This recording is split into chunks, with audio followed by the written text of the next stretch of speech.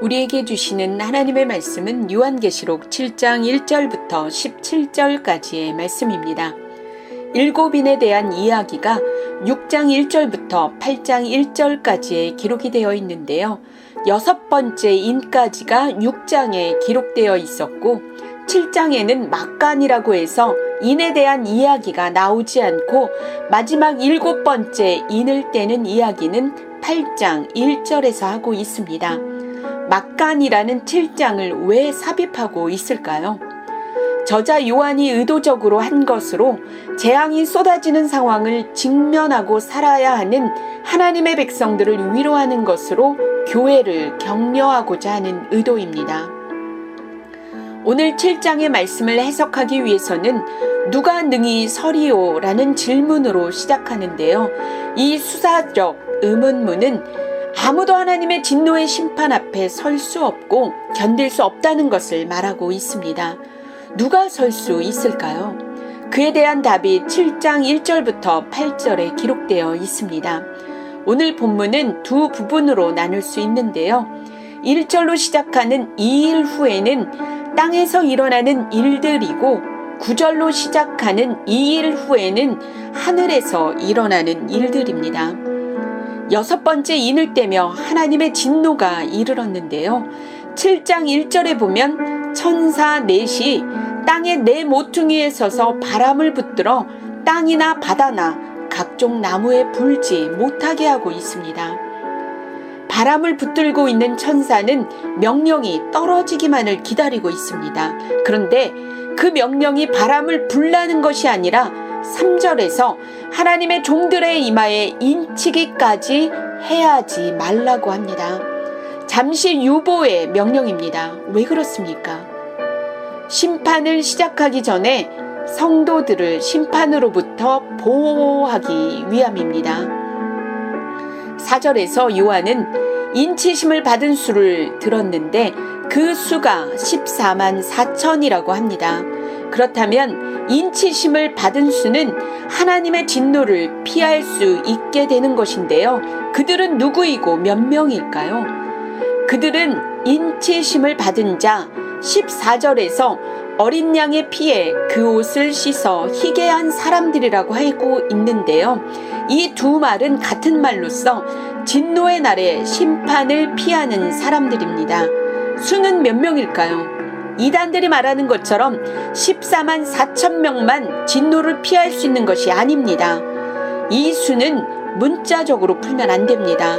상징으로 풀어야 하는데요. 히브리어의 알파벳이 나타내는 숫자를 사용하여 단어가 지닌 뜻을 알아내는 게마트리아라는 것이 있는데요. 에스겔과 이사야서에서도 사용하고 있습니다.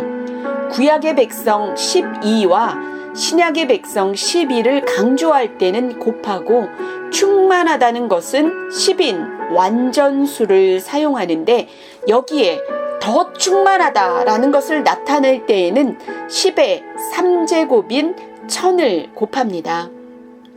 14만 4천은 인치심을 받은 사람들, 어린 양의 피에 그 옷을 희게 씻은 사람들, 구원받은 하나님의 언약 백성들을 말합니다. 14만 4천은 제한된 사람이 아니라 충만한 하나님의 백성들을 말하는 것입니다. 구원받은 하나님의 백성들을 보좌에 앉으신 이가 장막을 쳐서 보호하시고 그들은 줄이지도 목마르지도 상하지도 아니하고 그들의 눈에는 더 이상 눈물이 없습니다. 예수님께서 목자가 되어 주십니다.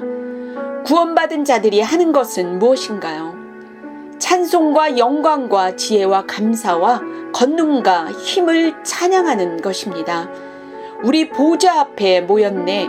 함께 주를 찬양하며 구원하심이 보좌에 앉으신 우리 하나님과 어린 양께 있도다. 이 찬양과 같이 구원하심이 보좌에 앉으신 우리 하나님께 영광을 돌리는 것입니다.